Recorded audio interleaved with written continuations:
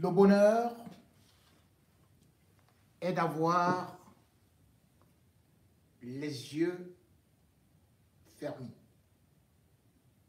disait Paul Valéry en 1942.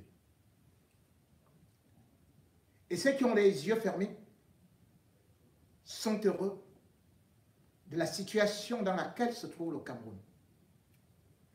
Ceux qui ont les yeux fermés, qui ne voient pas ce qui se passe ailleurs, appellent le Cameroun le continent. Ceux qui ont les yeux fermés préfèrent taper sur l'opposition et préfèrent croire à l'émergence en l'an 2035. Les années passent, tout passe, toutes les passent, et Biya est toujours là. Et pourtant, la jeunesse est nombreuse au Cameroun, mais cette jeunesse n'a pas de voix, n'a pas pris la voie du développement, ou plutôt la voie de la résistance. Paul Biya est donc là, manipulant encore cette jeunesse qui refuse d'assumer parfois le rôle qui lui est assigné dans d'autres nations. Notre jeunesse est celle-là qui se démarque dans les réseaux sociaux par des clashs. Notre jeunesse est celle-là qui, parfois, voit les grands-parents continuer à travailler pendant qu'ils sont en retrait.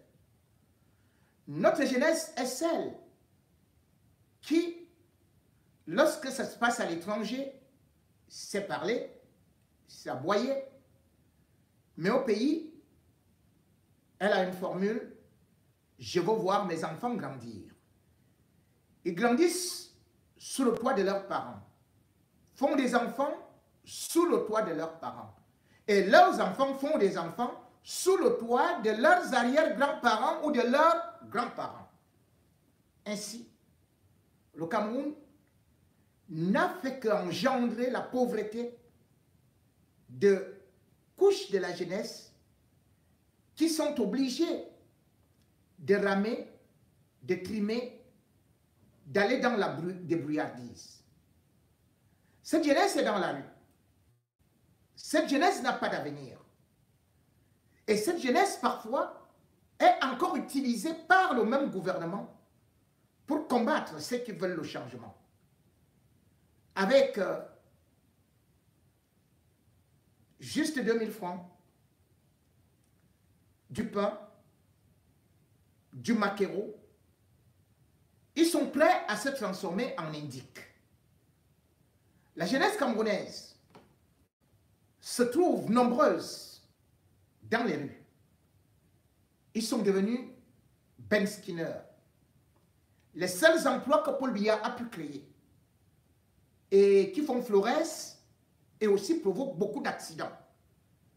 Dans ces accidents, c'est encore des jeunes qui meurent. Puisque la loi de 2013 a eu à libéraliser ce qu'on peut appeler le métier de Ben Skin ou alors de Ben Skinner.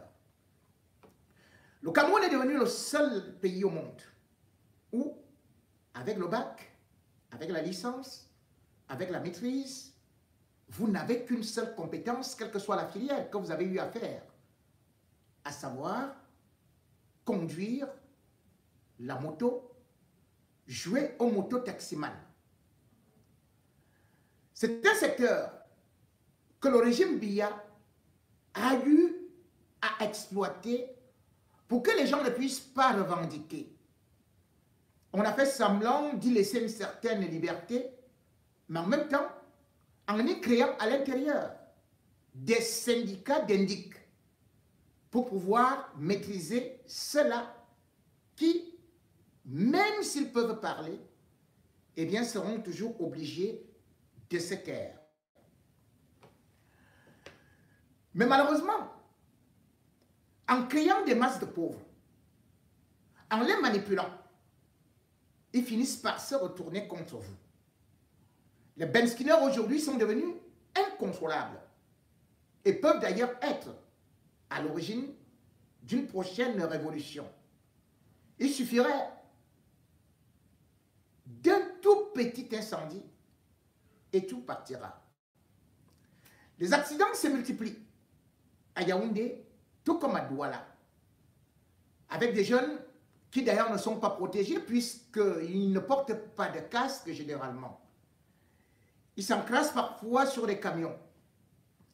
Jeudi 18 avril 2024, grand accident encore en Vogumbi, où un camion a failli écraser deux benskinners. N'eût été leur dextérité dans la détente, leur tête serait transformée aujourd'hui en bouillie de tomates. Mais ce camion a juste eu à broyer leur moto au niveau de Mvogumbi, puisque le Cameroun ne compte pas des routes. Bien avant cela, mercredi 17 avril 2024, un autre accident dû à un contrôle d'un jeune qui voulait fuir avec son passager à bord d'une moto.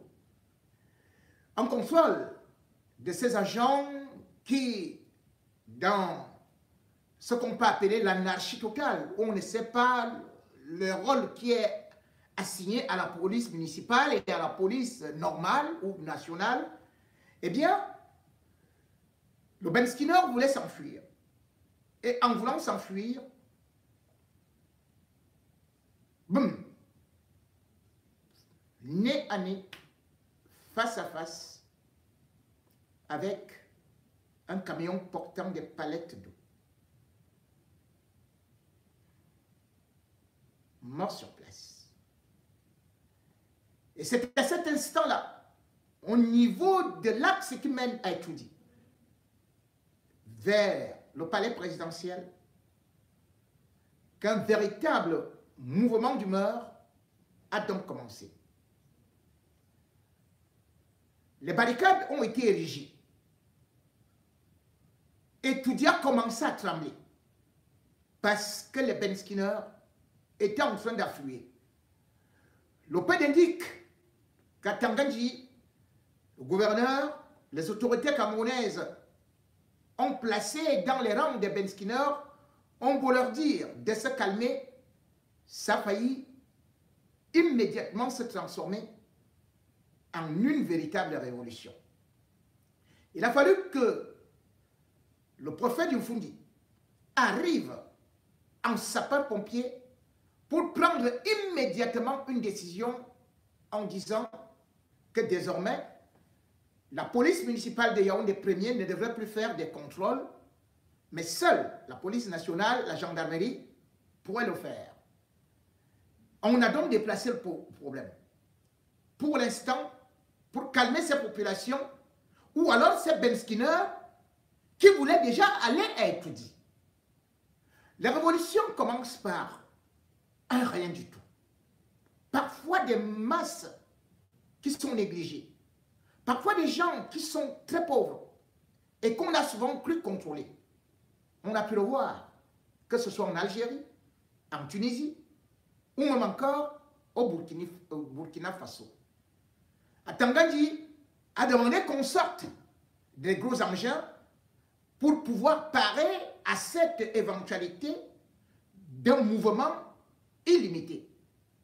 Mais ce n'était qu'un signe, un indice de ce qui va arriver, de ce qui risque d'arriver à Yaoundé, parce que la vie est devenue insupportable, parce que le peuple n'en peut plus, parce que les Béan Selam n'ont plus de possibilité de pouvoir élever leurs enfants, parce que même les benskinners n'ont même pas de route pour pouvoir rouler, parce que la pauvreté, tout le monde y ploie et tout le monde va sortir du bois lorsque s'entend son ventre revendiquer, oh ma foi, il faut quelque chose d'un peu chaud dans mon estomac. Le Cameroun, où le régime Biya n'a donc pas su anticiper ce qui est en train de vouloir arriver. On ne peut pas, aujourd'hui, lorsqu'on regarde la population du Cameroun, négliger et se dire que cette population-là aura peur uniquement de Mami Ouattara.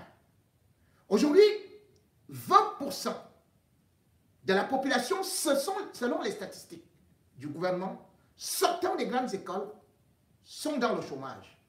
70% de la population est dans le sous-emploi. Croyez-moi, cet adage finira par se vérifier. Ventre affamé n'a point d'oreille et la faim fait sortir le loup du bois. Entre-temps, on aboie. Même si on continue à vouloir étouffer cette population, mais les Benskiners deviennent une véritable force que le régime a souvent utilisée contre les opposants. Rappelez-vous, lorsqu'il y a les meetings du RDPC, on appelle les Benskiners, on distribue 1000 francs ou 2000 francs, et c'est eux qui viennent applaudir, on leur donne le t-shirt. Quand il y a le mouvement des enseignants, on appelle les Benskiners, ils sont les premiers à sortir pour soutenir plutôt le gouvernement. Et quand il y a des grèves, c'est encore ces Benskiners qui sont alignés devant. Or, aujourd'hui, quand on regarde la population des Benskiners, entre 25, ils ont entre 20 et 25 ans. Et quand on les voit aujourd'hui, ils ne parviennent plus, comme avant, à rentrer avec quelque chose à la maison. Résultat des courses, selon les statistiques données par Atangandi le 27 septembre 2023, eh bien, rien que entre août 2023 et septembre 2023, les Benskiners ont provoqué 700 braquages, 200 viols, 930 accidents. Ça, c'est les chiffres officiels. Or, les chiffres qui viennent de Douala, entre janvier et avril 2024, rien qu'à la Kentini, écoutez-moi bien, rien qu'à la Kentini, on a enregistré plus de 13 000 accidents. Et à la Kentini, ils disent qu'ils n'en peuvent plus. Les jeunes arrivent avec des jambes qu'il faut amputer, avec des têtes cassées, des bras cassés, des femmes, des jeunes qui, malheureusement, au regard du plateau médical de la Kentini, ou même de tout ce qu'il y a comme hôpital à Douala, ne peuvent pas réussir à pouvoir résoudre la demande, satisfaire ceux-là qui arrivent pratiquement étant déjà morts ou alors en agonie. En 2017, on dénombrait déjà, rien que dans la ville de Douala, 4 millions de motos-taximens. Et pourtant, ces motos-taximens préfèrent rouler dans l'anarchie, préfèrent se plier, préfèrent attendre que Dieu vienne les aider. Pourtant, ils constituent une force politique. Combien de gens ont voté Paul Biya pour qu'il soit président? Combien d'inscrits y avait-il dans les listes électorales? On parle de 6 millions. Abstention, 2 millions. Et finalement, Paul Biya, 2 millions. d'électeurs, selon Eleka et selon Clément Atangana. Jeunes étudiants, jeunes Camerounais, êtes-vous contents qu'après le baccalauréat, après la licence, après la maîtrise et même le doctorat, vous soyez assis derrière une moto et allez entrer sous un camion parce que vous êtes incapable d'assumer vos propres responsabilités. Vous êtes incapable, rien qu'à Douala, parce qu'on ne peut pas être mototaximan si on n'est pas majeur. Comment accepter la souffrance au lieu d'aller s'inscrire sur des listes électorales et protéger surtout son droit? Comment comprendre que vous, au sein de vos soi-disant syndicats, que vous vous comportiez encore en espion du régime pour trahir les vôtres, alors que vous devez être une force pour le changement? Avez-vous écouté cette maman qui pleurait? Avez-vous écouté ce jeune homme qui parlait qu'il ira bientôt en retraite alors que Nyaknji Fendi est toujours là? Vous voyez toujours Kabayeye Djibril qui est là. Vous voyez toujours les mêmes vieillards qui sont là, qui ne bougent pas, qui vous narguent. Et vous êtes assis sur des motos. Et dès qu'on vient vous calmer, on a pris quelques leaders, on a donné un peu d'argent à côté, juste pour aller acheter un litre d'huile. Vous vous êtes calmé. Pourtant, si vous avez maintenu la pression, le gouvernement aurait pu immédiatement déjà savoir comment même faire pour réguler votre profession et surtout pour vous apporter un soutien. Ce soutien qui peut être, par exemple, sur le prix du carburant. On a augmenté le carburant. C'est vous qui utilisez les motos. La seule solution que vous avez trouvée, c'est de demander que vos parents augmentent le prix de la course. Que vos mamans qui sont au marché souffrent et viennent vous donner encore cet argent. Vous n'avez donc pas résolu le problème. Parce que vous refusez de prendre, de revendiquer là où il faut. Vous êtes une force. En quelques minutes, Yaoundé a tremblé. En quelques minutes, Etoudi a tremblé. En quelques minutes, vous étiez en train de faire vibrer et surtout chanceler ce régime qui croit qu'il est fort. Il n'est fort que parce que vous n'êtes pas unis. Il n'est fort que parce que vous refusez d'être conscient. Il n'est fort que parce que vous ne regardez pas ce qui se passe ailleurs, dans d'autres pays, où les jeunes ne se font pas marcher sur les pieds, où les jeunes se lèvent pour revendiquer leurs droits. Oui, à l'époque,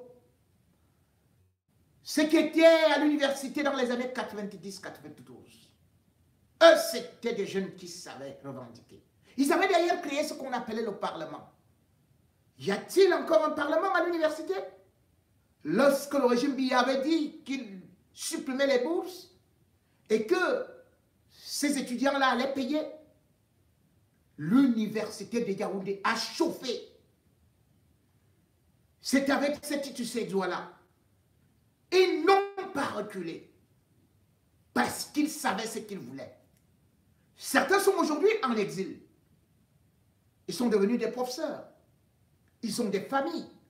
Mais au moins, ils vont entrer dans l'histoire comme ayant voulu faire que les choses bougent. Mais vous, avec les benskins, vous, en train de vendre de l'eau, cette jeunesse, êtes-vous fiers de vous?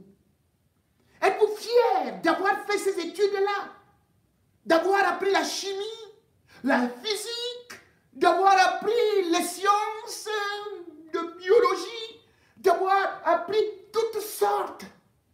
choses que les autres ne connaissent pas, mais il continue à vous diriger. Vous allez sortir quand? C'est Atangadji que vous adorez. C'est Atangadji devant qui vous vous pliez. C'est Atangadji qui vous dit ce que vous devez faire, de vous opposer aux opposants. Lui, Douala, avant. On ne pouvait pas voir des gens mourir ainsi, des jeunes partir ainsi, juste comme des mouches, vous venez, et après vous vous dispersez. Chacun pour soi, Dieu pour tous. Nous, à notre époque, on avait des bus. À notre époque, on avait de l'eau, des bornes fontaines. On avait des bourses, oui. Des bourses et des bus. Voilà le régime Biya qui vous a promis le tramway. Où est donc le tramway? Ailleurs, vous voyez les TER. Vous voyez déjà même les TGV. Et vous dites que vous êtes dans le continent. Quand vous êtes en train de mourir ainsi, comme des mouches, parce qu'il faut faufiler entre des camions avec une moto, ou alors attendre une vieille maman qui rentre du marché pour la détourner, aller voler ce qu'elle a gagné de la sueur de son front. Lui, selon les chiffres d'Atangadji, en moi, vous avez réussi à faire 129 détournements d'itinéraire. Mais regardez surtout dans les hôpitaux, comment on vous traite, comment on vous maltraite. Voilà un que je connais. Sa sœur m'appelle hier, qui me dit, c'est pas possible ce qui se passe à la cantine. J'ai quelqu'un là-bas qui doit être amputé. Et même le scanner, l'IRM, on ne peut pas faire dans un hôpital d'État. Il n'y a pas. Il faut tout payer. Mais Paul Biya n'a même pas réussi à équiper ne serait-ce que quelques hôpitaux. 2025, c'est demain. Mais ça commence aujourd'hui. Regardez votre situation. Et regardez ce qui s'est passé ailleurs. Vous ne devez pas attendre seulement des hommes politiques. Dans tous les pays, les jeunes s'organisent, ils sont une force. Ce n'est pas pour rien que Paul Biya a dit, la jeunesse, c'est le fer de lance de la nation. Vous êtes devenus des balais de la nation. On vous utilise.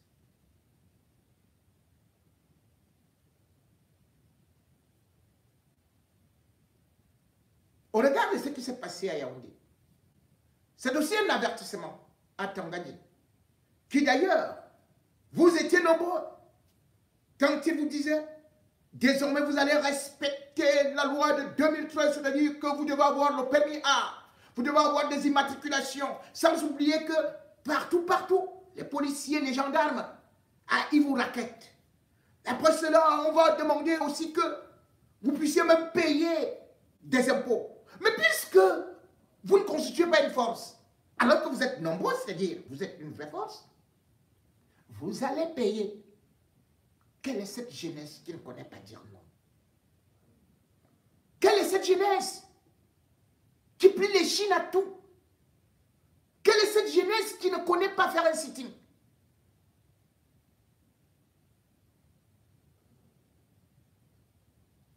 Oui. On va regarder à côté. Vous êtes content que vous avez un vieux président? Il est tout puissant.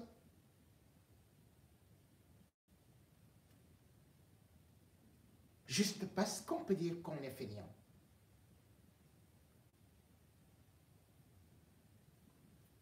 Commencez donc d'abord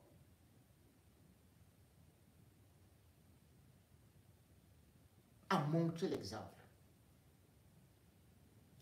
d'un pays qui suit la courbe et la température du monde. Le monde politique est en train de se renouveler. Aujourd'hui, de plus en plus, les jeunes prennent le devant. Les jeunes sont les armes, les moteurs, les locomotives du changement. Et comme tel, vous ne devez pas seulement être sur des locomotives de la mort, sur des motos où vous moulez comme des mouches, où à quoi il n'y a plus moyen de passer. Et la population ne fait qu'augmenter. Et demain, si vous continuez à subir ça, vous allez vous entretuer. Et d'ailleurs, ça a déjà commencé. Lorsque un calcule un client ou une cliente et que l'autre a, ça finit mal. Vous êtes comme des chiens à qui on a jeté un os et qui bagarrent pendant que le maître assis sur la table avec bien sûr des gros morceaux de gibier rigole, rit de vous. Regardez ce qui se passe aujourd'hui au Sénégal. La jeunesse a pris le pouvoir pendant que vous, au Cameroun, vous êtes uniquement dans les mouroirs.